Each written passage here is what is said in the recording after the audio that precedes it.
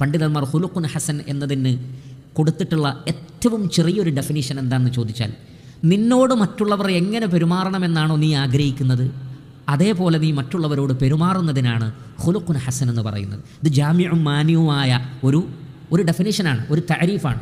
അഥവാ നിന്നോട് മറ്റുള്ളവർ എങ്ങനെ പെരുമാറണമെന്നാണ് നീ ആഗ്രഹിക്കുന്നത്, മറ്റുള്ളവർ നിന്നോട് എങ്ങനെ പെരുമാറിയാലാണ് നിൻ്റെ മനസ്സിന് വിഷമമുണ്ടാവുന്നത്, അതേ രൂപത്തിൽ നീ മറ്റുള്ളവരോട് പെരുമാറരുത്.